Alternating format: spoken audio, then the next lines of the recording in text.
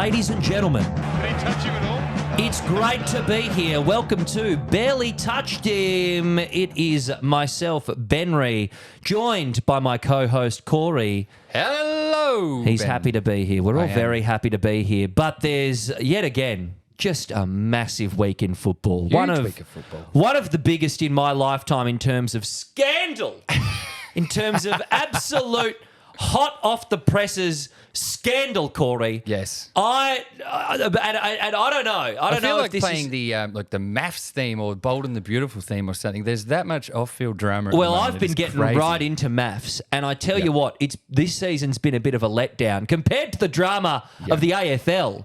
I mean, who's your favourite player? Don't tell me, because I guarantee you they've cheated on their missus He's and they've embroiled. been snorting coke in every toilet cubicle Yeah. this side of their home state. And it's been sanctioned by the league. It's been sanctioned by the league. They've been flown out in a military helicopter to an undisclosed location to piss in a cup.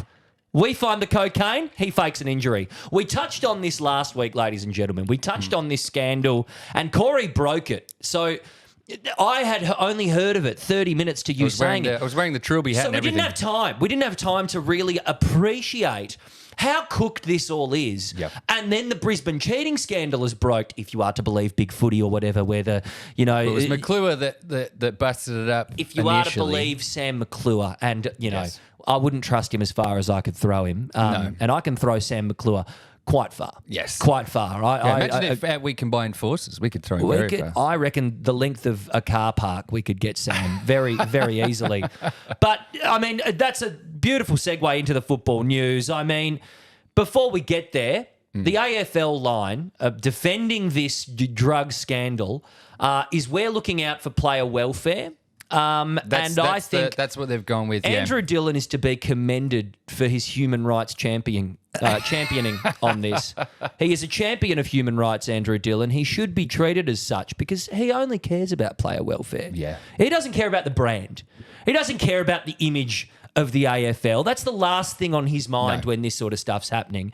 It's because he wants the best from the human level. It's an not about the altruistic money. approach. It's Yeah. not about the money. It's never been about the money. You know, like, what are your thoughts on it, Corey? Before we go into the nitty gritty, Listen, I think they've played a trump card in their lawyer speak. They've come off with a lot of people, a lot of commenters and the general public agreeing with the AFL. Yes. And it's a commendable effort from them, even though it's pure shit. Yes, it is pure shit, and I'll get my sarcasm hat off now. It is pure shit. It's. Yeah, the But line it's been of, such a successful media spin operation to I can't believe it. well, this is the thing that we talked about. It's like surely once actual journos outside of the AFL ecosystem, and there is an AFL journo ecosystem, once it leaves the small pond and goes out into the broader political media, because this can be a political story. And I don't think it's been long enough yet. It's potential fraud and potential corruption at very high levels within the AFL. Like, this is the main thing of this story. And I made a TikTok about this where I tried to I had to do investigative journalism on this. And I never do investigative journalism, but no one was actually doing it. It was the most serious video I've ever seen. I've you never make. been so serious in a video. And I had to be clarified. I'm like, look, I'm not some like scared Christian mother about people doing drugs, but I feel like I need to be able to call a spade here. Yeah. The issue is not that drugs are bad. The issue is they sign up to WADA. They sign up to the World Anti-Doping Authority. These are the people who are meant to be drug testing the players on game day, which is what this drug policy of secret testing in off-site facilities and We're faking it was injuries. circumventing it. Circumventing that. And that's exactly what it's doing. It's completely getting around this official testing from WADA. Yep. And that is... So YB signed up for it. They were the ones that initiated that. They signed up for they it wanted in the to wake of the Essendon Yes. scandal.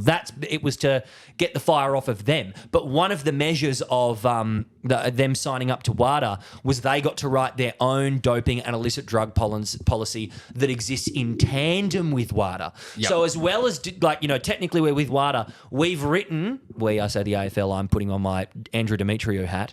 We've written the Australian Football Anti-Illicit Drug Policy, I think it's called. Yep. Big document, very hard to read, and it's basically a lot of loopholes for the AFL to exploit. That's the reason why the drug code exists.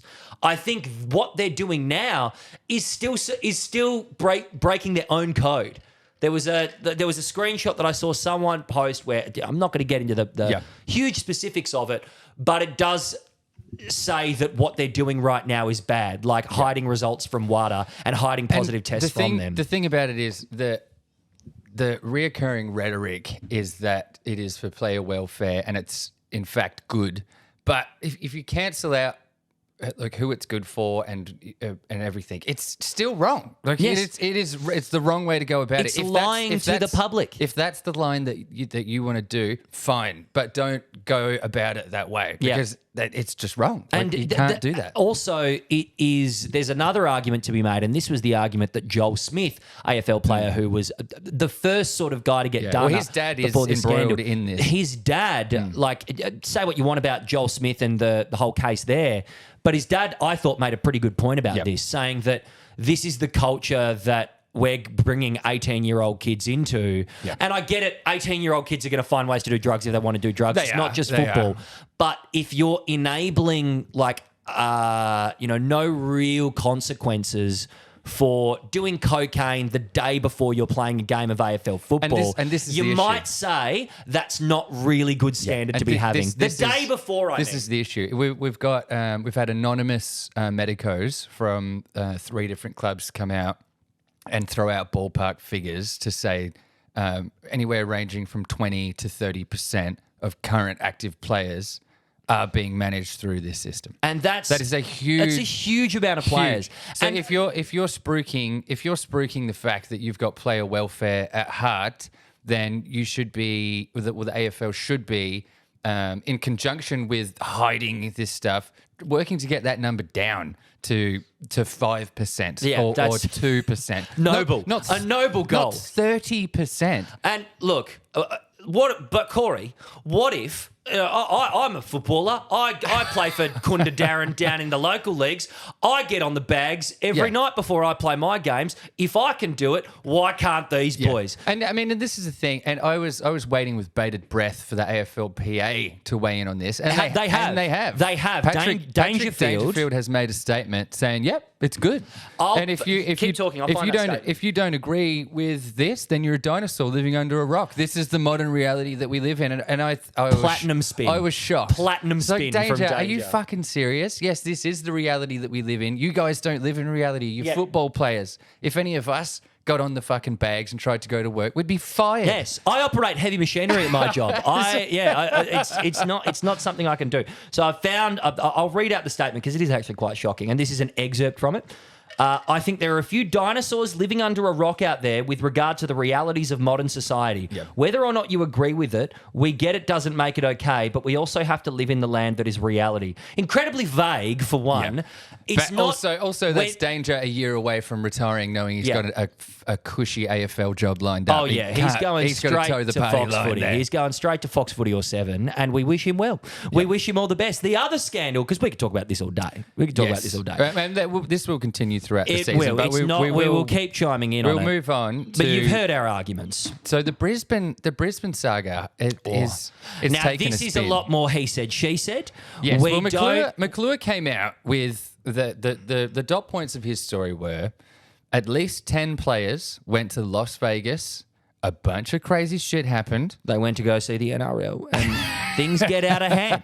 When you're watching the bunnies and they're getting up. A bunch of crazy shit happened. A bunch of the boys cheated on their missus who were all back home. There was a WhatsApp group that once the players were home, one of the missuses got a hold of the phone, looked at the WhatsApp group, downloaded it, and then sent it around. So that's the story. This, if is true, is straight out of MAFS. Well, this, they do this with group chats and with WhatsApps all the time. They intentionally leak it to the other cast members. So they're like, go, fight each other. So far, there's been several holes poked in this story. Okay. So in the initial Sam McClure hot take, several of the players have separated from their misses. Yes. And are now internally fighting with each other, the players. Hence the lack of on-field And chemistry. So, and he did keep saying towards the end of his little story that in contact with Brisbane has said that this is having no impact. But he was clearly implying that it is. Yes. Because that's why it was Yeah. such a big story. Of course. So since then, it turns out they were never in Las Vegas. Oh, I hadn't heard this. So Yeah. you're breaking me more news. They went this is good. They were in America, Okay. but they were not in Las Vegas. Do you know what part of America they were in? No, unconfirmed. But it wasn't Las Vegas. Okay, yeah. So in that group, the only people that have separated from their partners since then, whether or not it's because of it or not, is Cam Rayner and Mitch Robinson. Mitch Robinson's already retired. Yep, okay. So Cam Rayner's separated from his missus. Yep. Again, whether it's because of this scandal or not, We don't know. We don't know. probably not. Probably not. Hey, he's what is he like? 23? Yeah, people break up all the something time when like they're that. 23. It could be anything Something like that. Yeah. And now it's been spun and talked about and almost done to death. And it's only been a week. Brisbane has now come out and said they are going to boycott the Yes. Herald Sun and 3AW Do it. because of how out of control. Is that because Sam McClure is with 3AW, I He think, is, isn't he? yeah, Yeah. yeah. And because he was, when he broke this story, Lee Matthews was in the box in the Yes. same commentary that's booth right, at yeah. the time. And Lee's like, I'm a board member of Brisbane. yeah. I've not heard First anything about I'm this hearing yet. about this. Yeah, so that should maybe tell you all you need to know about the Sam thing. But that is, now that you've told me that, I'm taking it all with a grain Yeah. of salt. I Now- should have anyway. Brisbane are only one of the clubs embroiled in some daytime TV type controversy. Are you about to this break week. another story to me? Well, there's bad blood at the Swans. Oh, I've heard So, about this too. Yes, Sam Wicks yes. was We're omitted. such a gossip podcast today. This is great. Can we talk about Delta Goodrum and what's going on with her? Well, she's next. Yeah, she's in Mike Carroll's arrow firing line. No, I love Delta. I love her so So much. Sam Wicks was omitted from Sunday's clash with Richmond. Sydney player Sam Wicks. player. And it must say, bit of a fringe player anyway. Yeah, well, So- he's had an okay start to Yeah. the year, but there were questions raised like, why is he omitted? Is it hamstring awareness? Yeah. And it turns out the 24-year-old was falsely accused of acting untoward with the former girlfriend of a teammate. Okay, so an ex-girlfriend. Yes. Okay. Yeah, so what's yeah. happened is a bunch of the Swans have gone out together. Yeah. And there's been a bit of a fight, a bit of a kerfuffle, a bit of a drama. These things happen. And these things Wicks has happen. been accused of acting inappropriately with the former girlfriend of the Swans player. A thorough club investigation found that those allegations were categorically false. Okay, That all right. Wicks nor his teammate had done anything wrong. While all parties were ultimately innocent, the bad blood, which was brought into the open on a night out, had threatened to fester in the change room. So Okay. the Swans just gave him a week to let everybody cool off. Okay, yeah. But there's been a bit of drama. That's a bit of drums. Yeah, and down that's at the such Swans. footy club drama too. Crazy, like isn't it? it's You someone's wouldn't hit. think that would happen at the highest level. No, it happens at every But it footy club. does. Like that, I have been in that exact fucking situation at C2, at like local grade football in Perth. Someone said something about, Michael's missus. I thought they broke up. Yeah, they did like 2 years ago, but that's not on. He fucked Glenn's sister. He fucked What? Glenn's sister. And you're all on the beers. It's 1 a.m, and Oh, you just good want to grief. punch something. You're full of you got testosterone. it. You got it. These things happen, and you know what? I don't mind a week circuit breaker. Take Just the let week off, everyone- mate. Let everyone cool You're down. bringing home a wage. Come back, It's shake fine. hands, say sorry, bro. Sorry, mate. Sorry, And bro. you know what? The next week, whoever Wixie and whoever the bloke is, they're going to be in sync on that Yeah, they field will. after that. They will. They're going to be. When he's got the ball, whichever Swans player it may be. Yeah. He's going to be looking for Wixie now. He's going to be going, I got to make this right. I got to make this right. Wixie's on a lead. Bang. Straight to him, moving target on the chest, and that's culture. That's Yeah, I love it. That's how you make winning I love culture. that. Have we got any more big footy news? Or I don't know about I'm big foot- overloaded. I don't know about big footy news, but Matt Hill, the commentator, Oh, the king. the former or still current racing commentator that's been he doing is, Channel 7, he is gaining a massive following. He's a breath of fresh air. That's why. And it's not even that he's amazing, which he is. He is. But it's the reason he's gaining such a following so quickly is it's a stark juxtaposition between the tripe that Channel 7 dishes up for marquee games. Yes. Now, I love BT. And Brayshaw. Not because they're great commentators. I just think they're very funny. Yes. And But we've also grown up with them. So there is But that nostalgia JB factor. and BT have fallen into the trap of thinking that a televised gig, calling a game, is the same as being on Triple M radio. Absolutely correct. And it's not. Yes. So you listen to Triple M radio, it's hilarious. Yeah. It is hilarious. Oh, it's your boy. Oh, Yeah, it's way better. yeah. It's way better. But when you watch... There he is, Brazil! Yeah, there he is, your man. But then when you're watching the telecast, you're like, boys, can you actually commentate the fucking game? Yeah, but they also are on a tighter leash at 7. Yeah. So the bits that they would be doing on radio, they hold them back a bit. Yeah, So but they're that's not, all they've got. They're not hitting them with the same fervour and tongue-in-cheek awkwardness that they do on Triple M. So they're just never sticking the landing on any of these jokes that they do. There was a passage of play.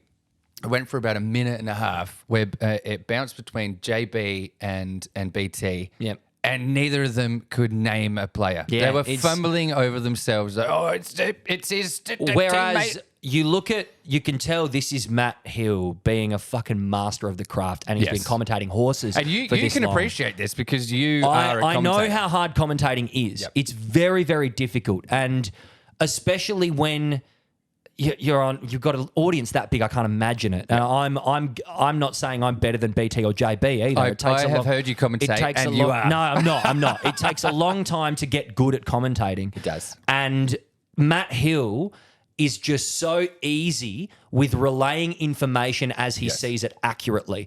And it's with names of players, it's with what's happening with the ball, where the ball is, what the context of the game is, and his voice sounds good doing it. He's And no, got that. no speculating. No speculating. Like he might get a few bit of a tiny sprinkling of comedy in there as well. Yes. But it's very small. It's small enough Subtle. where it's subtle. It's very subtle.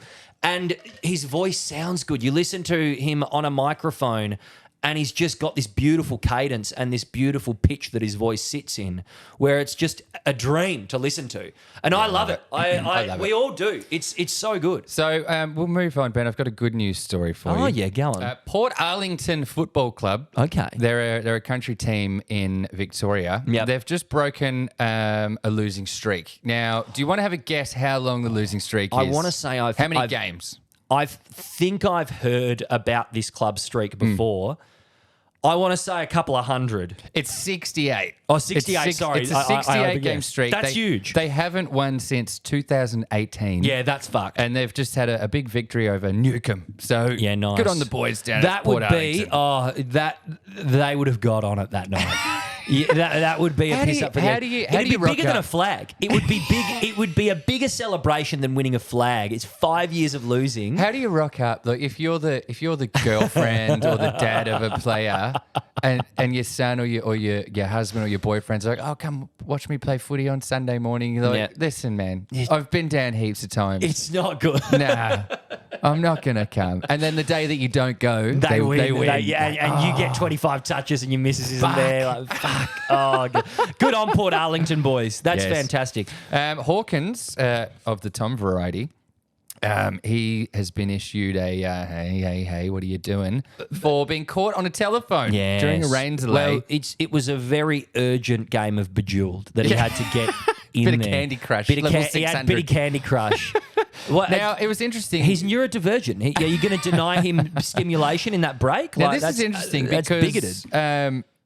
I mean, there's a bit of a double standard here because the Pies were fined $20,000 for this exact same offence. Where? I forgot about that. It was DeGoey that was caught on the Of phone. course it was. Yeah. Jeremy Howe was allowed, after he snapped his arm, he was allowed Yeah. his phone to watch the game on KO. Yeah, sure. So, but DeGoey copped a $20,000 fine for the club. Yeah.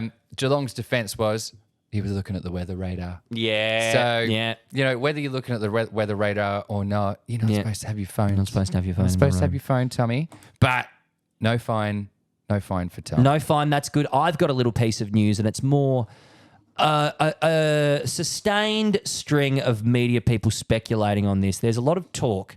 Should we give the Eagles a priority pick Well, in the draft? I've seen a bit of this, and the thing is, I mean, the Eagles got Harley Reid last season, but they had a Yes. lot more than that. They had a lot more. North fucking came in and stole everything that they had. Yes. And the Eagles ended up with fuck all. Yeah, well, also, Eagles won a flag in 2018. That they did. They were in the finals the year after. Yep. And I think the year after that. So they've been out of the finals. This will be their 4th year at the end of this season. They're not making a miraculous comeback. No, they're the worst I've ever seen. They are not a financially struggling team. Nope. Like a North If Melbourne. I'm not mistaken, they are the richest. They are the richest team, I think, when it comes to like revenue and profits they create. I believe they're right up there. They've got a membership base that is just as high, if not higher, than Collingwood's. Yeah, This over is not 100,000. The only place they are struggling is on the field. That is it. Like they're if everything outside of the club, like from an administrative standpoint, from a revenue standpoint, from an attendance standpoint, nothing is wrong. Nothing is wrong at all. The thing is here, priority picks. Now, I mean, we've touched on this before in past episodes. Do the Eagles get certain priority picks? The answer is no.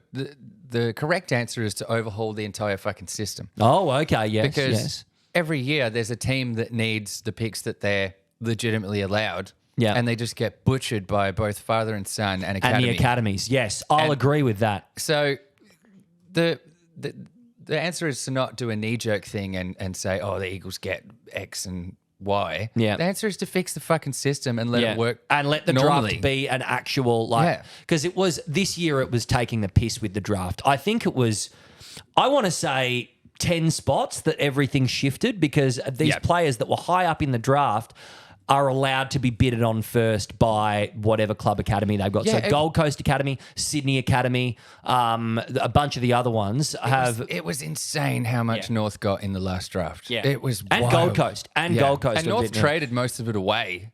Yeah. For fuck knows what, but something.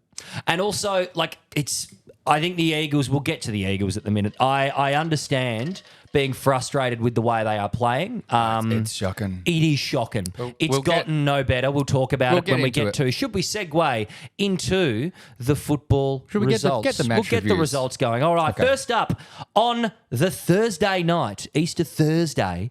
So this is probably when he was getting crucified, Jesus. Was it on the Thursday? Yeah. We'll call it Crucifixion Day game. The Pies got up. It was an amazing game. Brisbane 72, Collingwood 92. Thank you, Jesus, for sacrificing yourself for this glorious... Oh, what's this? Oh, there's something happening. Free! Oh, no! Oh, we've been taken over. Stop it. What's happening? I don't like it. Why do I live in Western Australia? Now, the Pies have won. I've been accused in recent times of being a Collingwood supporter in disguise, and I am in fact a Freo supporter. And look, it is true to a degree. It is true to a degree, but I do love them both. I am becoming that with Essendon. Yeah. I tell you that now. I am legitimately becoming an Essendon supporter. I will get into it when we get into their game. But the Pies, the Pies got up 72-92 at the Gabba. So that's 2 in a row home losses for Brisbane. Oh, yeah. Has not happened in a long The alarm time. bells. Adultery, perhaps, but it might not be the adultery. A big stat that stood out to me that was a improvement on the recent poor weeks from the Pies. Won the tackle count 85 to 53. The defensive pressure is what I've got written down in capital letters here. It's Unbelievable. amazing. It's amazing what it does to every other facet of your game when you're just chasing and tackling a bit more, and you can create a turnover off of a tackle. You can get your arm in there and just pressure the ball carrier. Pressure acts really do add up, especially when you're in your attacking 50. 16 tackles inside 50, including one by Jamie Elliott on Dane Zorko in the last quarter of the game. Yeah, and he kicked a goal from that. He did. It That was is incredible. just worth its weight in gold when you've got players that can do this. Bobby Hill, 3 goals in the first quarter. It was unbelievable. He was turning it on. You know, and the player that I've got written down and underlined here was Jack Crisp. Oh, the super sub. He came on in the 10th minute of the third quarter. Yeah. And stat-wise, he ended up being the 6th best player on the ground for the entire game. I am so for this because if you cast your mind back a little bit to... 13 disposals, 6 contested, 5 tackles. If you cast your mind back to, I want to say around 2012 time, it was when Brendan McCartney was in his last years coaching the Doggies. They had what you might call a super sub by the name of Daniel Jan Syracusa. Oh, yes. When Daniel Jan Syracusa was in the green vest and he came on, you knew Electric off the bench. He was making things happen. There was one time he came on, and I was because this is what Crispy reminded me of. He was our Jan Syracusa in this moment. He would come on and just kick 3, get 15 touches, and just fucking turn it on. I love it. Crispy loves it. I think give him the green vest every week. Give it to him every week. This is the thing. It's because it's not an insult to get the green vest. We got to get. It's not. We got it. We got it. The green Get is not a stigma dirty away. word. It's not a dirty word. It's not a dirty word. It's a tactical thing. I would love to be a professional sub. You know, just come on. It'd be fucking fantastic. When everyone's fucked, and then just go straight into the centre bounce. Be like, oh, let's go, boys. It Let's would be go. so much easier than the first 5 minutes of chaos in the first quarter, where everyone's just throwing bodies you're just against each other. guaranteed to get 10 touches in the first. You're guaranteed it. So fantastic game. I thought it's good to get a win on the board. I was so hopeful for this. I don't think I could have handled another week of the media cycle saying, "Oh, the hangover." It's the hangover. Bradley Cooper, Ken Jeong. But I thought one more little thing on this game. I think it was a big case of McRae out coaching Fagan again. 100%. With 100%. Brisbane's not only their ball movement being quite stagnant and not wanting to attack as much as Collingwood were, the structure of Collingwood's deepest lying forward versus Brisbane's deepest lying forward. We were playing small ball with Jamie Elliott, with Bobby Hill, with Beau McCreary, with all of these small forward types being our deepest players and getting them on the counter attack into an open 50. Whereas when Brisbane were going forward, and it's Hipwood stuck, it's Danaher stuck there. Brisbane on the coaching, very reluctant to change, very reluctant to throw an order ball, to use an American term, and try something different. Just pushing it to the boundaries, reluctant to use the corridor. They were just getting smashed. Reactive football, not proactive football. You could see it happening. You could see something needed to change. Nothing changed, so they didn't win. It's as simple as that. Next up, we had Carlton getting up over North Melbourne by 56 points. Now, this is what you would call an honourable loss. Yeah, it was expected. Yeah. And Carlton kicked away in the last quarter much more than the scoreline would suggest. They're a very confident-looking team this year. It is unbelievable. I'm not taking anything away from Carlton when I say that the scoreline was flattering. They deserve to win that by a big margin. But the Kangaroos look great. They look a lot better than the Eagles. They've got one hole. And that's the defence. And Ben Mackay being lost to that is very telling. You can tell he's... Poor Aiden Cord, Jesus Christ. He gets smashed. He's going through it back there. Smashed. Oh, shout out to my man. I've been there, Aiden. But I've been there. One little stat here. From last year to this year, Carlton's gone from 12th in the league to 2nd for corridor use. Yeah, and that's a mark of a confident team, being able to run it through the middle and expecting that the next man's going to be there. Yep. Vossi is turning into a pretty handy coach, and this is a very handy list for him. And it's going well. Next up, Freo getting up over the Crom in Perth, 69-34. This was a game. Justin Longmuir defensive masterclass, though. It was. The first quarter, it was a hard watch. It was a battle to watch. Like, oh my God, this is just it's going everywhere. Like nothing's really happening. But I liked it. I was like, okay, now they'll settle in. Yeah. It didn't. It was 4 quarters of exactly the same. It's like, Jesus Christ, this is a horrendous game. In those games, geez, Alex Pearce and Luke Ryan chop up. They fucking chopped up together there's back somewhat there. of a, well, not somewhat, it actually is an Alex Pearce renaissance Yeah, going on. God, yeah. There was question marks last year about his captaincy. Yep, not anymore. And some games whether he should even be in the side. Yeah. He was playing that badly. He turned it on, and it was against, Adelaide have got a 3 tall lineup, which is actually, I know they're playing like shit at the moment, but... Well, they don't have Tex. Well, yeah, there was no text, but Burgess and Fogarty are no slouches when it comes to marking in the air, when it comes to being an aerial presence. They might not be great kicks on goal. I'm talking about Fogarty more than Burgess here. Burgess is solid. But when they're in the air, they are very hard to muscle off of the footy. Yeah. And Pearce was holding his space so well. He was really, rushing really over to well. other contests. He was protecting the ball drop. He was reading it in the air better than anyone in the 50. It's the best game I think I've seen Alex Pearce play. Oh, it was incredible. In a long, long time. He was awesome. He was absolutely awesome. The defensive lockdown by Freo was incredible. And it's so funny that was their trademark with Ross Lyon was the defensive lockdown. But this is a different type of defensive lockdown. It's a modern defensive lockdown. They're it is able a to bit move more. out of defense a lot more easily than they Yes. were under Ross. But I mean, even the Crabiner was impressive, Yeah, which is a rare thing to say. There was a little clip I saw, which I didn't notice watching it in the game the first time, where it was a few vocal Freo fans on Twitter, and they all hate Tabata. They all really do.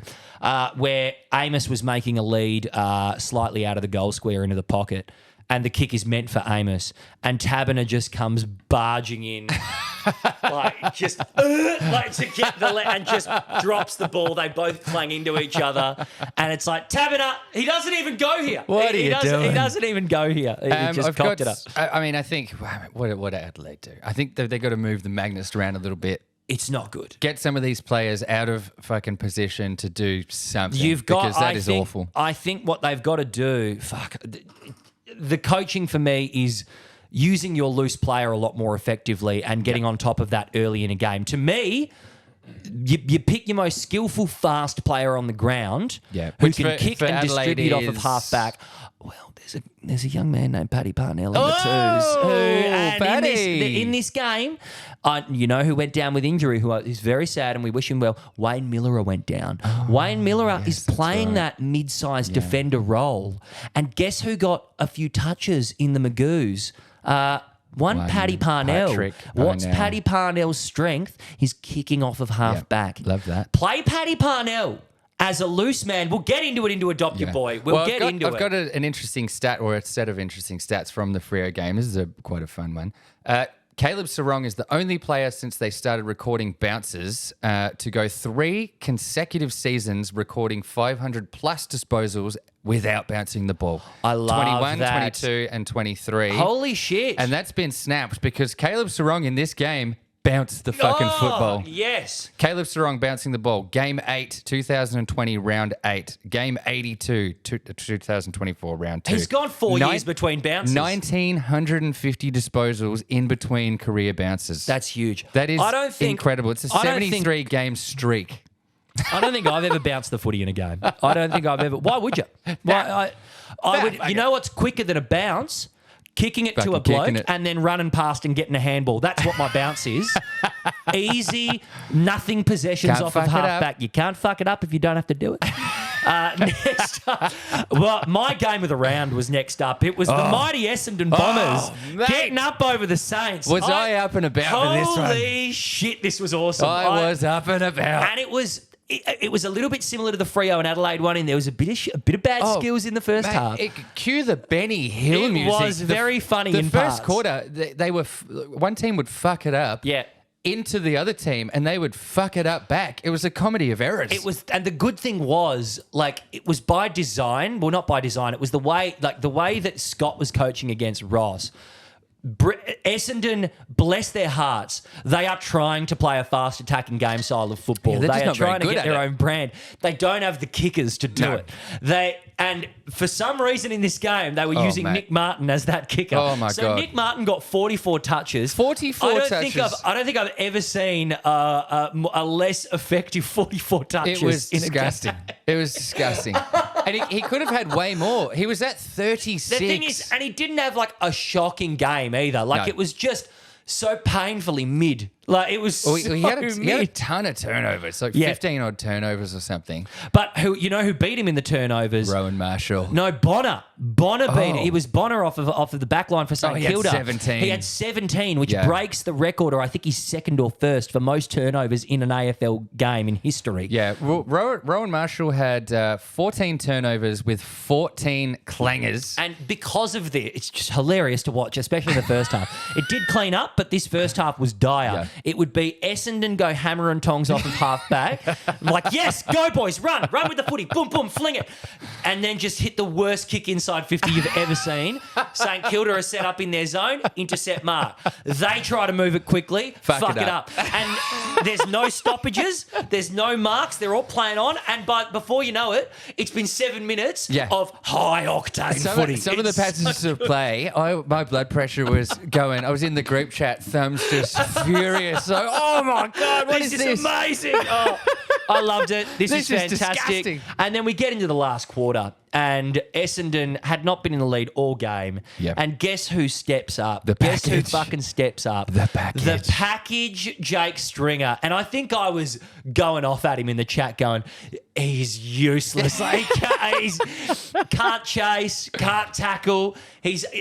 I'm watching him behind play, waddling after everybody, and I'm like, why is he out there? Sub him out of the game. He runs so funny. Sub him out of the game. There's something about his physiology. My boy's dying out there. That when he runs, his ass, it looks like a lady that has too much weight. Like, he runs like a woman. She's off to the beauty parlour. His ass, like, to get her hair in a beehive, and she's waddling. It's very funny. But then he takes this mark outside 55 metres out. He had that ball, and I said to myself, there's no fucking way he kicks it. No way. Not a chance. And he's just like, you can tell the fans are giving it to him as well. Like, you've got fans there just going, fuck you, Jackie. Like, every name under the sun. And he's lined up. He's just fucking belted this about 65 metres, I reckon it came off the boot. It was unbelievable. Unbelievable. Crowd goes wild. Yeah. I'm going wild. I was losing it. This is amazing. I was losing it. Now, did you see post-game, I can't remember the name of the pundit, but went right to him on the field. Yeah. Jake Stringer's media skills are perhaps the worst in the league. I didn't see this interview. What did he say?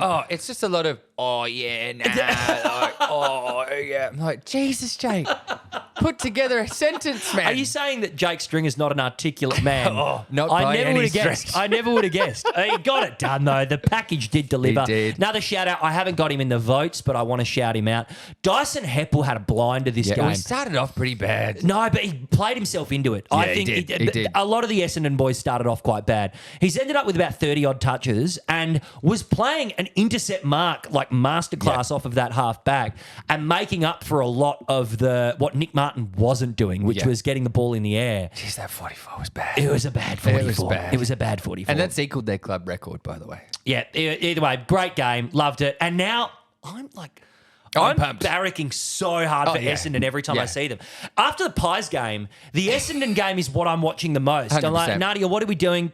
If it's during the we're going out to dinner. No, babe. Essendon are on telly. I'm adding Essington to my stable. Essington are on the telly, babe. I can't do this. I have to watch. Freo, I've got the Suns, and I've got Essington. I've got the Pies, Essington, the Suns. I'm falling out of love with the Crom. It's hard to love the Crom at the moment. It's hard to love the Crom. Maybe I'll get another team in there. I've taken the Crom Dom off. I've rolled it up and I've put it back in its little packet. Yeah, you put it back in the Crom in the drawer. Dom. You can reuse them. They're biodegradable. It's fine. But yeah, Essendon second team. I'm gonna get a kit. I'm gonna get an Essendon jumper. Yeah, good. I'm gonna get one. You know what you should get is the Essendon hoodie. I see some absolute rats getting around in the Essendon hoodies. Yeah, dude. If someone walking down the street is in an Essendon hoodie, that man is selling drugs. That man is 100% selling drugs, especially in Perth. You see him. You see him around. Next up, we had Port Adelaide getting up over Melbourne. Melbourne getting up over Port Adelaide. Good game. My mistake. Another good game. Yeah, it was a great game. Galvanising win for Melbourne with obviously all this stuff in the media. Them coming out and beating Port in Adelaide. They look like a top four side at the moment. Oh, they're Melbourne. incredible. They are. Now, the thing with Melbourne, and to capitalise on what you've said about looking like a top four side, they're the number one team in the league for scoring from a clearance. Oh, so out of 100 clearances, they're going to score the most goals than fucking anyone, and it's not even close. They were plus 70 from stoppage, plus 70 points from stoppages in this game. And you just can't let them win the ball. Especially when you've got Gawn in the ruck for one. He was but immense. then the midfield trio of Viney, Petrarca, Oliver is it's arguably the best midfield in the comp and the best midfield of the modern era. Yep. Those three together is it's fucked. It's There's incredible. I'm going to say it's the best midfield foursome when you think of ruck and three inside guys in the centre square. No one better. But no Benry, one better. I don't want to talk too much about how good Melbourne is because I prefer, and it's more fun to talk about how shit Port are. So Yeah, it is. It is very. So Port have had 19 wins since the end of 2022. Only 5 of them have been against top 8 sides. That is a damning stat. I saw another graphic and I didn't take a screenshot of it, but it is big night games at Adelaide Oval, where if Adelaide Oval is getting a night game, it's usually like a pretty big game for Port. Yeah, They'll get 100%. a good time slot, call it a marquee game or whatever. I think they have only won maybe 30% of them, their home night games in the last 6 or 7 bad. years. That's really it's bad. It's not a good hit rate. They tend to choke in these big home games where it should be a big home win. When you've got teams, I mean, maybe not the Eagles, but Optus Stadium was for the Eagles and is now for Freo, considered quite a fortress. Yep. And then Brisbane, you look at Giant Geelong. Stadium. Yeah. Like, you've got all these teams that are capitalising from not being in Victoria, and Port just aren't. Yeah, they're not. They're not. It's not a good look. And I think, again, I am not a big fan of what Ken Hinckley's doing. He's Knuff. It's just that he's not really doing anything. Yeah, like that's right. I feel like Monty's excellent the crackpot conspiracy- theory is that Carr is the Carr coach is of the coach, yeah. team. Yeah. Tactically. I'm behind it. I'm behind and you can kind of see that, like, when Ken's on the bench, every time they go to Ken, and it's usually when things are going wrong, they'll go to a shot of Ken. And Ken is just on the bench like... He's not doing nothing. And everyone around Ken is going, oh, we've got to move this guy over here, move the magnet over here, move the magnet. And Ken's just... he's like a statue. And you're like, Ken, do something. I'm just having my tea, Look boys. upset, Ken. Look upset. And then the only thing Ken will do... He's sitting there reading AFL for he's Dummies. Sitting there doing so 15 metres you have to kick it to be a mark. Oh. Boys, have a look at this. Did you see this? The only thing that Ken does as a coaching tactic that I see is going up to boys when they come off the bench and giving them the pat on the bum. He loves that. He loves that. He loves that And you part. do need that. You do need that because you don't want to have no butt tapping. Yeah, you need it. That's almost its own form of bullying. This game produced for me the funniest moment of the weekend. Was it the visual aid? No, what visual? What When was they the were visual holding aid? up the visual aid, and it was like a picture of a car. Oh, the car! Yeah, it was like this a blue picture- hot rod. It's a cartoon picture of a car. For the life of me, I couldn't figure out what the fuck that meant. It's like I forget which part of the game it was because it was just shown as a picture for all these weeks. I'm think it was guessing near it's the like end. Near the end, meaning like go, like a car It was like goes. a blue. For those who didn't see it, it was a blue cartoon style hot rod. And the guy, Very the strange. bench attendant, is just holding it up like so seriously, and it's this child's drawing of a toy car. Like I was hell. racking my brain about all the things that could be like drag racing, like 10-second run, like fast. I would But love. there's so many better ways to do that than a cartoon. If you've got, hot rod. I would. Here's some cool visual The aids. best one is the 2-minute noodle bowl. The 2-minute noodle bowl is That's really clearly good. Yeah, 2 minutes. 2 minutes. Yeah. That's great. I would go like as inappropriate as I possibly could. Same. So Obviously same. if you've got 2 big key forwards and it's late in the game and you know that they're dominating in the air, like we've got to get it to our 2 big boys, the Twin Towers, and you hold up 9/11 with the smoke and that's everything. good. You hold up that like we need to kick it. That's to really good. Travis Cloak. We need to kick it to Brody Mychek. I love that. Twin Towers. Everyone clear the 50. Let him get out for the big boys. That is a revelation. Yeah, that's what I'd do. You know, Yeah, 100%. I'll charge. But Ben- I'll invoice for consultancy. It was not the blue hot rod. The funniest play of the weekend was one Asava Radaglia. Oh, he's done it again. He's done it Done it again. He's gone to stop a goal on the goal line, which he very well could have done by taking a mark, but he took a step behind the goal line. And took a chest mark. He took It a was a chest mark. chest mark. That's the thing. So Like, he's let the goal through, attempted the chest mark, and dropped the mark, Yeah. all behind the goal line. So It's- Asava, what are you doing? well, this is a throwback to the time where he was. Oh, he caught. he Hawkins stopped Hawkins' own goal on the line. by on the line Took it through. defensively, and stopped it on the line. I was like, no, rejected it. That is Asava football. Platinum. Asava stop. He is such a boy. Asava is. I don't know how old he is, and I don't know if he's eligible. He'd be like 28, surely. He's back at right now. He's giving me such boy energy. It's huge. Anyway, next game because we're spending a bit perhaps too much time on these, but I'm loving it. Western Bulldogs getting up over the Eagles, 106-30. Absolutely nothing. Only bit of thing I liked from this game watching it. Full forward Bont. They had Bont playing in the goal square as deep as forward. Dominating. Like he was. Imagine when Bont's like 35 and he's like, I'll play another 2 years. Bontempelli is so good and the Eagles are so shit that he was. There was a bit where Bont was playing on Brady Hoff in the goal square, who has now been on an Eagles list for like 4 years and is now played as a medium to tall defender. Just getting bodied. Bont was just holding him off with fucking one hand and just going, I mean, what do you say here? What do you say? They're just getting worse. They are getting worse. They're markedly worse. They are getting worse. They are. And I think you last week you touched on it because you were at the game. They're so unfit. They're so not at the level. I've seen a lot of posts and things go up and articles about their fitness, specifically the older players, like your Yos, your Duggans. Well, Yo and Duggan, like I've seen the vision that a lot of people have been showing this week of them not chasing and them not tackling, and that's more mental, I think, as well than a lack of fitness. It might be a lack of fitness, but when you notice it more after a big passage of play ends and there's a mark or there's a stoppage or there's a goal kicked. Look at who's on their haunches and who's like sucking in big gasps of air. When I was at the ground, the entire GWS team was on their feet, raring to go.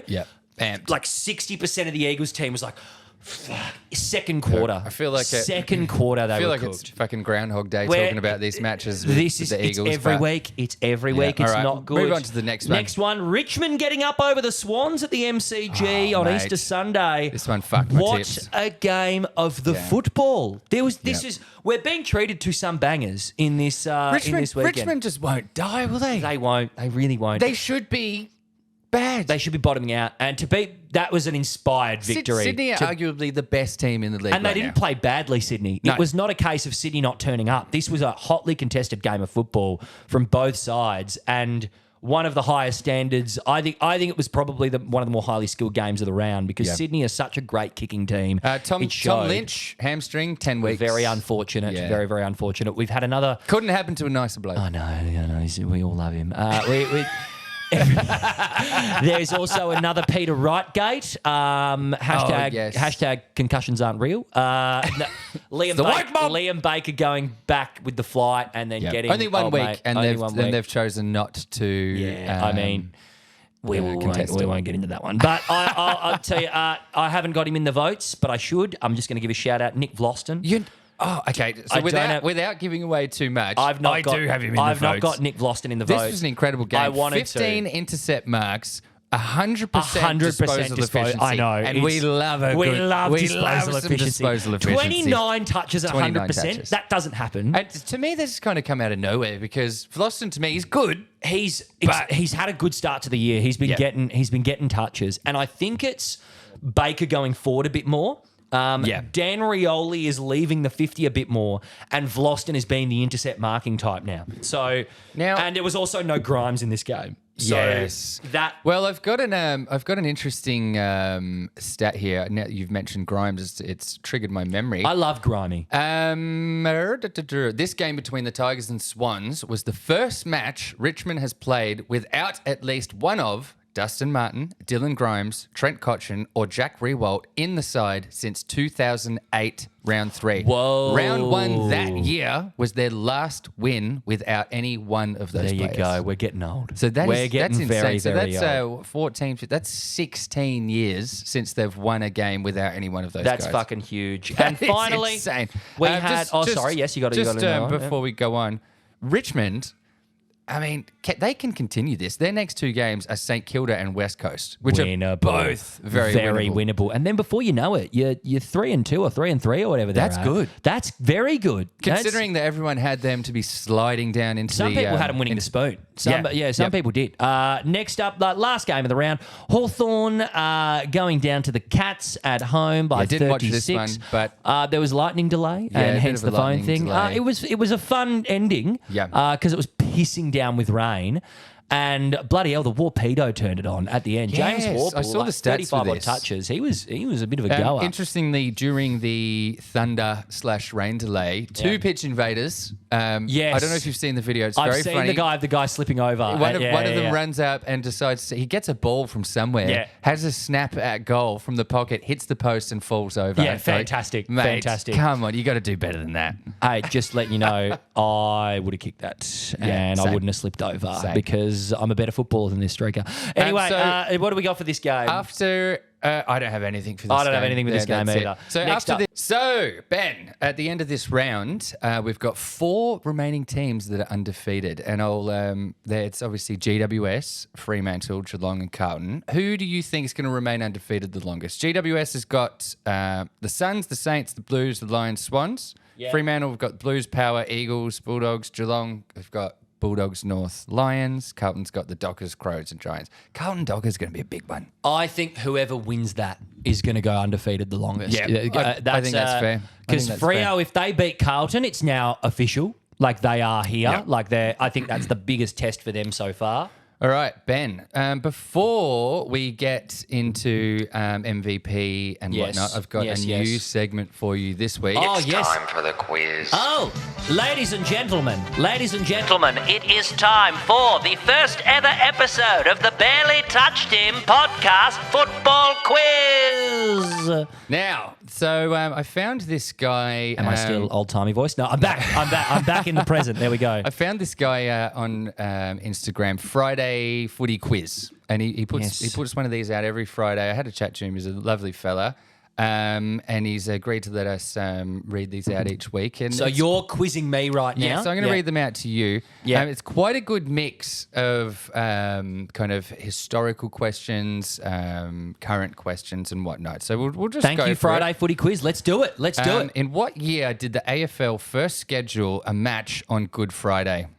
Oh, it wasn't that long ago, I want to say. Like, it's after 2010, I want to say. I would say 2013. Wrong. When was it? It was 2017. Oh, Okay. okay, all right, okay. Which brother of another current Blue is set to make his Carlton debut against North Melbourne in round 3? So that's just gone by. Say that again? Which brother of another current Blue is set to make his Carlton debut against North Melbourne in round 3? The brother of another Blue. Was it Hollins? Correct. Yes, yeah. Elijah Hollins. Elijah Hollins. Very yes. good. Yeah. Correctly pronounce. Well, it's I can't say it. It's Stephen something from GWS, their star midfielder. Cornelio? Cornelio is correct. Well, so mispronouncing it is Coniglio. It's not. It's Cornelio. Which is stupid. Cornelio. I hear Coniglio a lot. I'm like, what are you, an idiot? No, it's not. It's not. Fred Fanning holds the record for the most goals kicked in a single game with 18. Who is the only player to have managed 17? Jason Dunstall. Correct. Yeah, bang! Bang, bang, bang! Yes. What are the Sandover and McGarry medals awarded for each year? The best and fairest in the waffle. Yes. And And the Sandful. Yes. correct. Yeah. You're on fire. True or false? The aforementioned medals are voted on by members of the press. Okay, go on. The ones The you mentioned Sandover before. and McGarry. False. Correct. Yeah. Is it still the umpires in those games? I believe it's a panel. Yeah. I know it's not the press. Yeah. Geelong champion Tom Hawkins is set to notch up which milestone against Hawthorn on Easter Monday? 350 games. Correct. Yes. Which Crow switched ends and booted a surprise grand final bag in 1997? Was it Rowan Jarman? Shane Ellen. Oh, Shane Ellen. See, I actually haven't watched either of those flags yet, which is a gap in my knowledge. I've got to see them. Who won the Norm Smith Medal in Port Adelaide's 2004 grand final victory? Was it Byron Pickett? Correct. Yes, Wow, you yes. didn't even have to think of that. choppy. Mate, Gotta you're be on choppy. fire for these. Now, final question. Was Jack Higgins out of bounds when he kicked his perler against Collingwood last Thursday night? I mean, it's inconclusive, but yes. Correct. Yes. Bang, bang, bang. Well, I came here with nothing, Andrew. So I'm happy to. I'll take the 20 grand. I'll take the deal. Very good. Let's well go. done. That's a great segment, and we'll keep doing it week to week. The barely touched him football quiz. It's splendid, bully. Moving on. Next, we have the MVP voting for this let's do week. it. Now, I'll go through Trav and Monty's votes. Yes, of course. This is our esteemed panel. So the boys, and I was really excited about the votes this week because there's potential for a lot of diversity. Yes, there is. And I think you're going to like mine. I think you're going to like mine. It was an eclectic bag of... I don't know. There's something about this. I really like appreciating someone else's votes. yeah, I love it. I love it. That's It's a like your good one. letterbox. It's like your letterbox top 4 films. Yeah, it's very good. So let me just scroll up to Monty's here. We'll do Monty's votes. On one vote, Yes. Willem Drew. He played a good game. Yeah, he he played did, a good yeah. game, Willem Drew. 2, Alex Neil Bullen Neil from Bullen, the yeah, D's. very Another good. very good game. Playing as a midfielder. Yeah, pretty much, well, all high half forwards are midfielders to a certain Yeah, extent, yeah. but he's sort of getting a lot of the footy. 3, Max Gawn, so 2 Gawny. demons in a row. Yep. 4 votes, Nick Vlosten from Vlosten. Richmond. And 5 votes, and Monty, I don't know about this one, mate. I don't know. Nick Martin. What? For the 5. What the... Have you just read the sorry. stat sheet, Monty? Monty, did Sorry. you watch the game? Have you Did listened to the episode that hasn't come out yet? It's not. Yeah, why, Monty? we have open disdain for Nick He's Martin. given Nick a $5. I haven't seen Trav's yet. I don't know what he's done. That is but wild. That's.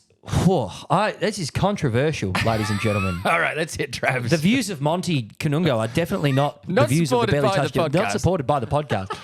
He's just on our panel. Next up, Trav's votes. Number 1, Fire the Warpedo. It's Whoa. James Warple. Yes, getting in there, Jimmy. the Warpedo. 2 votes, Max Gawn. He's in this count a couple of yes. times. Yeah. 3 votes, Zach Merritt. Merritt. Essendon captain, had a blinder Yeah, of the very game. good, actually. Yeah. 4 votes, Hayden Young. Oh, yeah. he was very immense. good. 5 votes, cue the Wings music. The world in which we live in makes you give it a try. Harry Mackay. Dun, dun. That's Harry very good. Mackay. That's very good. That's a $5 for Mackay. Coming soon to a TikTok channel near you. Yeah, I've been working on this for a while. I just wanted to try.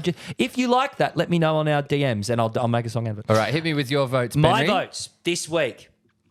I really ummed and ahed over this. You can see I've crossed out a lot. I've had guys Yeah, in mine here. often have a lot of arrows switching I'm like, nah, around. I got to do this. Okay, I was gonna give the 1 vote to Warpedo. I really was, but then I rewatched the Pies game, and there was someone that I think deserved a lot of love, and that's Jamie Elliott. I've got to give Jamie Elliott a vote here. Yeah, I think he love was it. our best.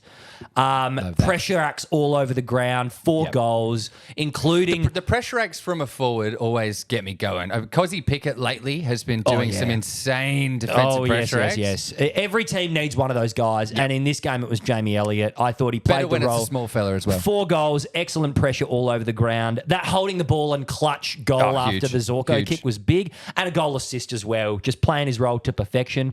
2 votes, Alex Pearce. I've had to Yeah. chuck Pearcey in there. Yep. And it could have been Luke Ryan as well. Luke Ryan got more of the ball, but Pearce was just the dominant big boy Yeah. back there. He Holding was it- running the holding thing. it 5 intercept marks, 7 spoils, just rugged defensive captain. You love to see it. Yes. 3 votes, another defensive masterclass. It's Jake Lever. From the Lever. D's. I got Lever in there. Now, he was a And late it's, in too, wasn't he? Defensive leadership back there Yeah. after having an injury cloud last week. No May back there in a tough game.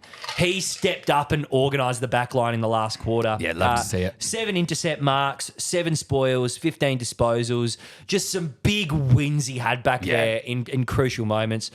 4 votes, and I nearly gave him 5. Shea Bolton. Yeah. Bolton in the Richmond game. Oh my God. And this is good because I've seen a lot of discourse around the past couple of weeks. So why is Shea Bolton considered good? 'Cause It's he like, fucking it's like, are you is. guys retarded? Have you not seen him? His consistent stat lines for the past 3 years are above anyone And else. also, It's you insane. just watch him get the ball, and you're like, holy He had shit. two quiet-ish games, and people are like, "Oh, he's not even that good." Yeah, no, he is. When Shai Bolton's on, he literally looks like the best player in the competition. Yeah, I think I know who you're going to pick for 5. No, I don't think you do. I nearly did. It's not Stringer. Okay, It's not, all right. I had him there, but it was just that goal. Like it was, and I know it was the winning goal. I had him sitting on 5 Yeah, for a long time. not Like, bad. I can't do it when other people exist. Like I can't do it. But Bolton's stat line: 25 disposals, 10 score involvements, 2 goals, 15 pressure acts. Yeah, Like, beautiful. you just love to see that. 5 votes. Zach Merritt. Yeah, Merritt. Merritt That's is deserved. Essington do not get over the line.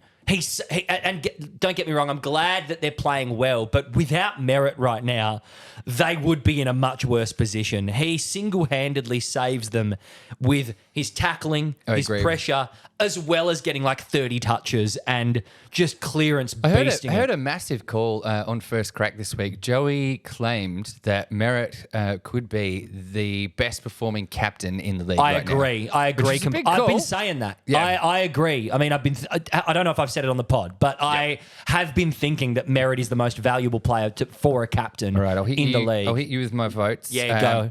I've flipped a few of these around, but 1 vote to Maurice Rioli.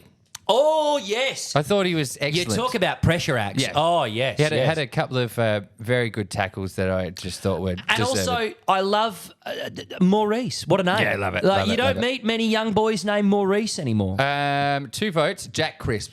Yeah, coming super off the sub. bench, Super 40% sub. game time, just immense numbers, and turned the tide for that. Daniel John Syracusa. 3 votes, Alex Pearce. Yeah, I love that we've Just- both given yeah, Pierce we, some. we talked about it in the game yeah. review. Just the renaissance that he's having. That was just excellent stuff. 4 votes, Vlosten. Yeah. You know, again, we talked about it in the game review. Just immense for Richmond. And I'm a weaker man than you, Ben, Yeah. because I've given Jake Stringer the Oh, package. you give the package He's 5. given him 5 votes. I'm glad you did because I wanted to. 22 pressure acts. It wasn't just that final goal. He was Where on. were they? I don't know. No. Well done, Jakey. I'm glad you did. I had a feeling you would, and that's why I've given it to Merritt, because I feel like the universe will give Jakey It was the going votes. further Yeah. up your vote, so it's It like, was. he's not doing 5, is he? I literally had him sitting on 5. I'm like, no, am I going to give it to him or Merritt? I have to go Merritt. But Jakey, what a game from him. What a love it. game. All right, Ben, should we hit the flagship segment? It is the flagship segment of the Barely Touched Him podcast. It is Adopt Your Boy. Dun, dun, dun, dun, dun, dun, dun, dun. Boys. So, after I put out the feelers last week and asked you, dear listeners, some people have written into our mailbag with who their boys are. Thank you, dear listeners. Now, let me just vamp for a bit. You want to talk about your boy? Yes, While I will. while I talk about it was difficult for me this week because my lovely boy, Buku Kamis, was playing the Eagles. So, I mean, what do you say? He got 19 disposals and 1 tackle. But It's I mean, against the Eagles. Yeah, It's against the Eagles. He's off half-back flank. There's not much to do. There's really not much to do there. But he showed up, played his role, and that was good. I'll be very keen to see him next week against potentially a more formidable side. Odie's having a growl over there. He's like, he's talking to you. hey, Odie, what's wrong, mate? Who's your boy, Odie? Oh, it's Stringer. he is the He's boy. walking over the cable. Don't do that. Don't do that. No. Over there. Oh, Odie, on your bed. was that the doorbell? Do we have a doorbell in He here? was hitting the chip bowl. His tail's hit the chip bowl. That's amazing. I'll hit My it back boys. in 3, 2. Yes. So my boys, and boys plural this week, because they were both in action. So Jai Menzies in the Essendon game was so close to being a hero at one point in the last quarter. While they were, I think, 5 points or so down, he's taken a mark. Yes. Like 15 metres out, 20 metres out. And we were all going, Jai, he's going to do it. Every time it went He's near gonna him, do I was it. like, what? Oh, Menzies, the 47. There's Jai, there's my boy. And he's hit the post. It was heartbreak for him. But he had a decent game, 7 disposals, 15 pressure acts, and for a lot of that, it was on Wanganeen Millerer. So he was like sort of edging him out of the game. Who has been on fire this year. He did a good job of corralling him. He did a good job. And so I would hope he's still keeping his spot. He's doing his job. He's stacking the shelves at IGA. He's just saving a bit of pocket money. We love that for Jai. And Paddy in the Sandful, Paddy Parnell, 20 disposals off a half-back. I think he was like 5th most for the Crows, who got a good little 5-point victory over the team I forget because they're not the Crows. Who cares? So both of my boys are doing it. Paddy, with Millerer out, I love it. with Wayne Millerer going out of this Crows team, Paddy Parnell to me is the responsible in. Yeah, he's got to come in. You've got to come into the team. You've got to come in. He's been in the emergencies, so he's been there. He's been training with the boys. You've got to let him cook. You've Let got the to man let play. the boy play. You've got to let him out there. boy Let play. the boy watch. So someone has given in a good bit of mail for the Adopt Your Boy segment. This is from Lachlan Walters. Also, boys, just quietly, I'll spin you something and tell me if you vibe it with me or not. Me and my mates have all taken part in Adopt Your Boy. Oh, we did it beautiful. last year and we are doing it again this year, but we take it one step further. We made it into a competition where at the end of every round, we gather every boy's stats and crown what we call the Boy of the Week winner, or the BOTW. Oh, wow. Okay. And at the end of the AFL regular season, the boy with the most Boy of the Week wins is crowded the Boy of the Year. Oh, I love this. Last year it was just the Boy of the Year, but this year we have added other winnable categories like the Boyman Medal, most goals kicked in the most goals kicked in the season, the Boylo, the most Brownlow votes by any boy, the Bad Boy Award, most games missed through suspension, and the Brave Boy Award, most missed due to injury. The Bad Boy Award. I love it. Now, last year, when the first Boy of the Year winner, Trent Rivers, was crowned, we were going to have an Trent awards Rivers. night where we all recall our boys' games, but also present a trophy to the stepdad of Trent Rivers for winning. Now, we never ended up doing this, but this year I'm really going to give the fellas a kick up the arse to make it happen. So would you boys be keen on emceeing/hosting this Yes, year's event? 100%. Seeing as you boys founded the Adopt Your Boy. 100%. Oh, absolutely, yes. That's Yeah. fucking incredible. That is really good. Another Adopt Your Boy. So that was from Lachlan Walters. The Boyman medal really tickles The me. Boyman is the Bad Boy Award is very good. That is fantastic. Fantastic, Lachlan. Thank you for listening and for the support. And those are great medals. Also got one from James Cooper. Howdy, lads. Just phoning in to announce my boy, as I forgot to send it through to the mailbag. His boy is Harvey Thomas from the GWS Giants. Never heard of him. Hey, there we go. That's big areas. I'll put it up to the camera. That's Harvey Thomas there. Oh, okay. That's a child. He looks like your friend's little brother. That's a child. Look at him. He's just a boy. Who's he play for the Giants? He plays for the Giants. Okay. 18 years old, 176 centimetres, and selected at pick 59 in the 2023 draft. Yeah, love that. Has the added benefit of looking about 14 as well. Yeah, good. We love to see that. All boys are welcome in the They're Adopt all Your Boy welcome. They're segment. all, as long as they're eligible, and we encourage you to tell your friends about the boy concept. Read them off the boy criteria. Read it off, and that's a great Adopt Your Now, Boy Benry, segment. should we move on to other sports? Let's move on to other sporting news. What have you got, Corey? I've got a questionable new intro for this segment. We'll just see, see how you find bring it on. Play it. Formula One.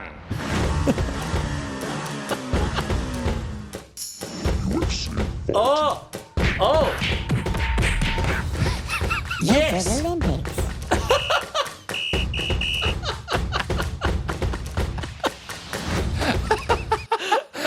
Is that it? It just cuts off there. That's it. Yeah, that's it. Now, Why the chipmunk voice for? because it's Midget Olympics. Oh, you said midget Olympics. Midget Olympics. Oh, I'm okay, gonna- nice. Yeah, It's yeah. a work in progress. We'll Yeah. we'll work with the audio No, levels there. that's great. That's great. That's so good. So first cab off the ranks here. We've got some audio to accompany this, but the Jack Jumpers have done it. They've won the NBL. The Tasmania Jack Jumpers, who I didn't know existed until last year. We'll just play the audio here. This is the dying stages of the game. Yes. Oh my. Dellavedova knocks it away. Maddie Dellavedova. Yes. They've done it. Oh, Move over, Tassie Devils. that's so good. That's so good. In only their third year in the league, they've managed to win it 3-2 against Melbourne United. I love going huge. down to a game 5 as well. That's massive. That is huge. Huge for Tasmania. We love to see it. We love to see Tasmania winning. You know, I might get a Jack Jumpers little singlet. even though they've still got a Liberal government. Yes. That's hopefully going to let the people have a bit of a win. You know, that Jack Jumpers flag. And while we're on basketball, Ben, Yes. there's chaos has ensued in the NCAA March Madness bracket. what's happened? For the women's? Oh, This okay. is the women's. Texas versus North Carolina State have lined up to play each other. And someone has noticed a bit of a discrepancy with the line marking on the court. And it turns out that one of the 3-point lines was 9 inches shorter than the other. What? Now, both coaches were made aware of this and they agreed to just play the game anyway. Yeah, that's fair. You Just both because get a quarter it's on just it. too much. Yeah. It's, college basketball halves, 1 half each. Oh, yeah. Okay. But it turns out that 4 games had already been played on this. Oh on my this God. court. How this happened, we don't know, but the stat lines between the two different ends are quite damning. So the team that was shooting to one end, the teams that were shooting to one end collectively hit their 3 points 25.8% of the time. Yeah. And the accurate line was 33.3%. So you're missing 5% more of your 3 points, which can decide a game. Yeah, absolutely. Now, this is not going anywhere to help the NCAA, who every year for the past few years are being lambasted for their lack of effort in how they officiate the women's side of the competition versus the men's. Yes. So now we've got a bunch of the basketball broads up in arms with more ammo in their pocket. Rightfully so. Rightfully so. The broads have got a point. Nine inches closer. Cooked. That is absolutely That is unacceptable. insane. Imagine lining up and doing the shot that you've done 1,000 times and they keep bouncing up and you're like, what the?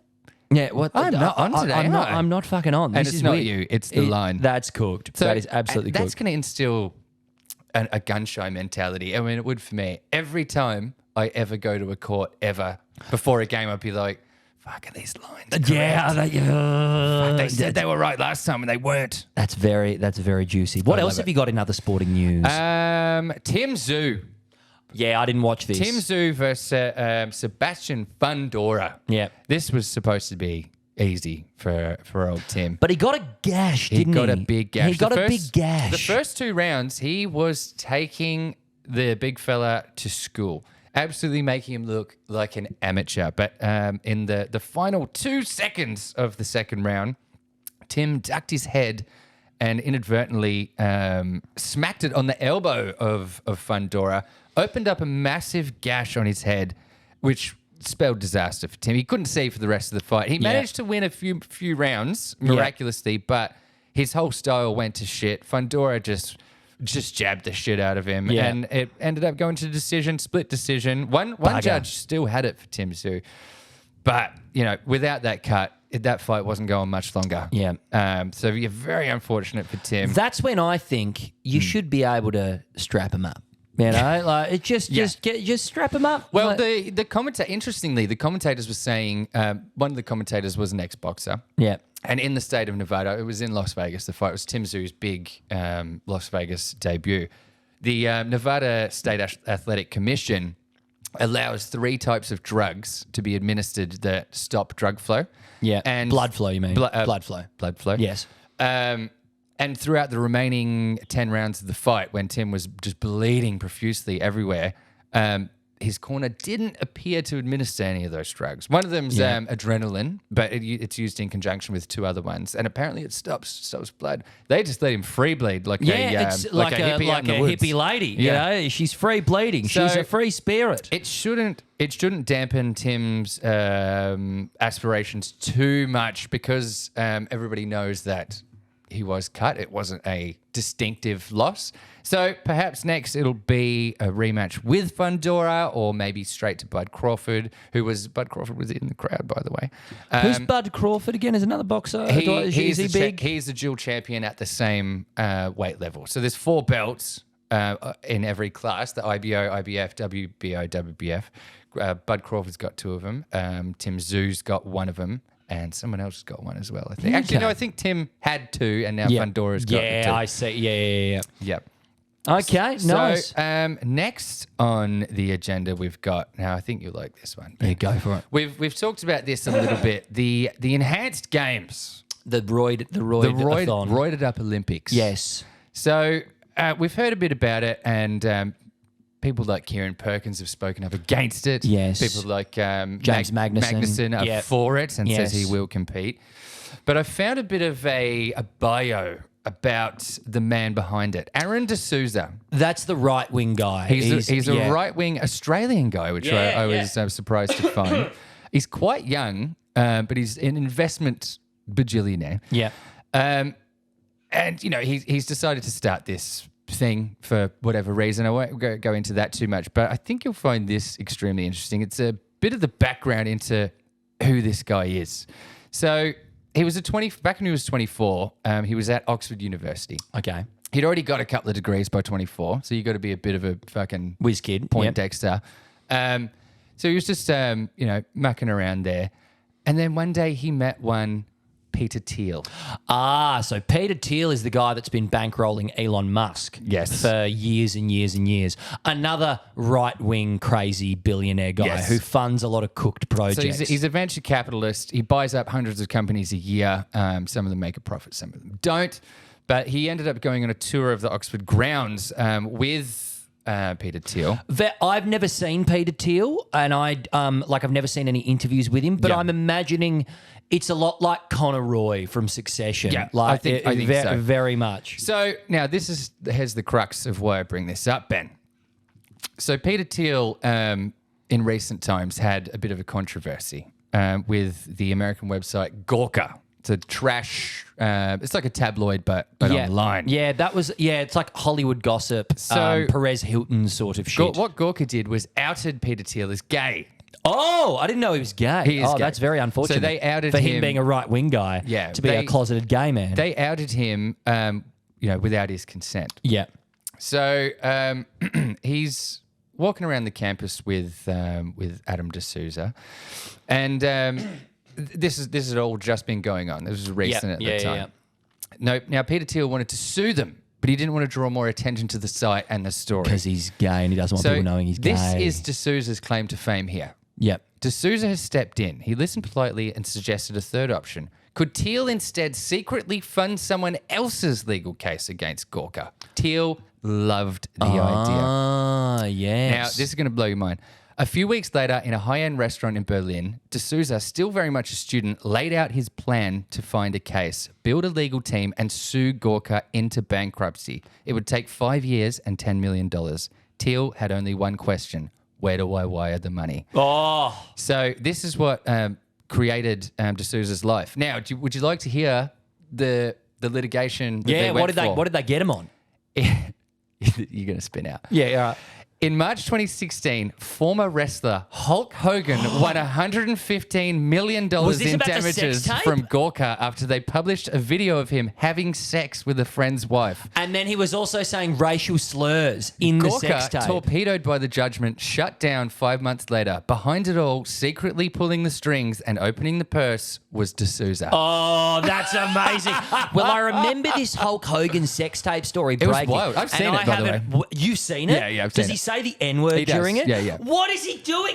So from what I understand, he's talking about some black guy dating his daughter Brooke. Yes. And he's like calling this, saying bad things about black people, and he doesn't want him dating his daughter. Hard N's. Just straight up saying the N-word on videotape, banging abroad. Yeah. That's so Hulk Hogan. It's bizarre. But in any case, John Cena would never do that. That's the background on Adam D'Souza, the mind behind the He's an ideas man. He's very much an ideas man, and I'm looking forward to our steroid overlords. Next up on the agenda, we go to Japan. I've got a headline here for you. See what you think.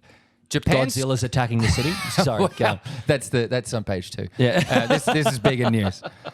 Japan schools move to protect cheerleaders from upskirting at sporting Oh, events. for God's sake! I feel like because when you said Japan, I was going to make a joke about them all being sexual deviants. But I thought, no, Ben, you're being racist. You're being, they're not all porn-crazed little anime teenagers. But apparently they are. They can't do a cheerleading event without them doing upskirt High photo school's shots. taking part in Japan's annual spring baseball tournament, which is huge, by the way. They love their baseball. massive They love tournament. Are taking action to prevent spectators from taking sexualized photographs of female cheerleaders. The invitational tournament and a regular tournament held That's every so summer. bad. That's it's so supposed to be a bad. celebration of youthful sporting prowess and a chance for teenage boys from 32 schools around the country to make their mark and perhaps catch the eye of professional baseball clubs. But in recent years, the events have been marred by incidences of voyeurism. Don't call it voyeurism. That's such a classy sounding word for what Now, this is, like scummy Interestingly, behavior. in Korea and Japan, when you buy an iPhone or a Google Pixel or whatever phone you have, you cannot turn off the clicking sound of the camera because of this. because of this exact reason. That's fucking Because hectic. on trains, people, because the trains are so packed, you can easily just like And no one sees it. sneak a phone down and get an upskirt. So you can't turn the clicker off in old Japan. You just have to go, Look. I am so sorry. I wasn't going to do the accent, ladies and gentlemen. I wasn't going to do it. That was Corey. They're a refined, civilized culture. Well, you got to live every day like it's your last because Godzilla's attacking the city. He's going to get there any minute. He's good luck. fighting King Kong on top of the Hyundai building. No, that's South Korea. Hyundai's South Korean. He's doing the Squid Games. I don't know. What do they do over there? That's all the other sports that I have for today. That's a great list of news that you've brought to the podcast there. Now we'll go over. We've got a couple from the mailbag. Okay, just a interesting. couple. Van the Man 02 favorite gather round jersey. Oh, okay. I'm going to go for this year. I would for assume. this year. All years, I guess it's only been 2. Okay. Well, you like the Frio one. I like the Freo one, the black one, but the St Kilda Candy Stripes one is I very saw that good. this week, and it is quite good. Yeah, especially on the long sleeve. Ben Cutter 23. Will Collingwood live to regret the Schultz trade?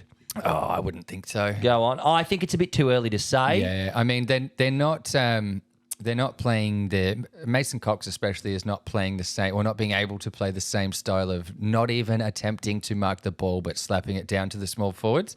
Yes. And perhaps we will see that return at some stage, but as yet. He's they got the haven't said tools anything. to succeed in this team, and I think he's just got to get a bit of time. It's only been 3 games. Yeah. Owen Wrangle, and this is in a response to, do you have any funny nicknames that you have for players question that I asked. Oh, interesting. Owen Wrangler says, not exactly a nickname, but whenever I'm at the ground and Tim Membry kicks a goal, I clearly yell out, hell yeah, thanks for the Membrys. And I look around to see if anyone is tuned into Fallout Boy references. I'm sure And are they? they would love it. I don't know. He doesn't say. That's very good stuff. Madeline Glover says, for names, the only one I have is for Jack Ginnivan is Guinea Pig. Okay. I don't know if that's unique to my family. I mean, that's cute. That's a cute one. I'll go with that. She's also a fan of Monica Lipinski. I'm glad that it's catching on. Yeah, good. More people should call it Monica Lipinski because it's very funny. It's funny. very funny to is make funny. fun of Bill Clinton having an affair. It's very, very good. And that's it for the mailbag this week. It's not that much in there. Yeah, beautiful. But yeah, that'll be it. Now we go on to the tips. We'll finish off with our tips for the week. I'll go into just vamp for me for a second, Corey, while I quickly go into the app. The big game again. The big game for this week is going to be Carlton Freo. Freo for Carlton. me. I mean, it's gather round. It's gather round in fuck South. is it? It's gather round. Is it really? It's gather round. So first up at the spank my ass and call me Adam. Adam, I had no idea. Adam, It's first up on Thursday, the 4th of April. It's only 2 days away. Wow. This God, I love that footy's back. We're I'm in blessed. heaven. We're blessed. I'm in fucking heaven. Mate, I am too blessed to be stressed. This Adelaide versus Melbourne at the Adelaide Oval, Oh, mate. kicking us off. Who have you got and why, Corey? It's got to be Melbourne. Yeah, I'm also going There's the D's. not a chance. There's not a chance. Margin, I'm going to go with Melbourne by 30 points. 30. I might go a bit more ambitious and say 39. Let me just... so Travis has gone Melbourne by 17. Monty has 17. gone Demons by 28.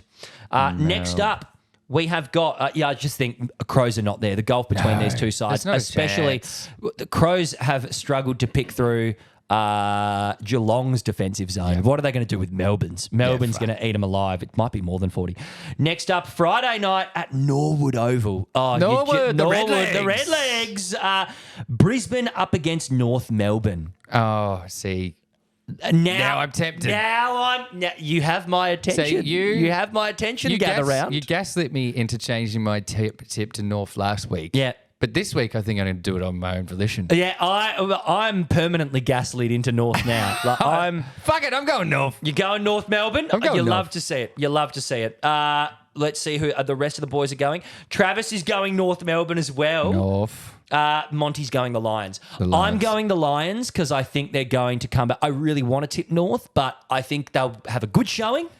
They'll just fall away. But imagine in the how last funny bit of it'll the game. be when North wins. It will be hell funny. I'll be so happy to be wrong. I'll be so happy to be wrong. And if North get up. Next up, and banger alert at the Adelaide Oval. Here we go. Port versus Essington. Oh! 8th v 9th on the ladder. It's the Angus Monfries Cup. Wow. Oh, my God. This is a big one. You know I'm tipping Essendon. You know damn well I'm tipping Essington. I'm going Essington for It sure. would be so Port to drop gather round to Essington at home. Yes. And then Essington, they're knocking on the door of Oh, the my 8. God. It is April. I'm gonna be tuned It is into this April. one. It's Essington's favourite time of the year. We love it. Yeah. I'm assuming Monty's taken Port.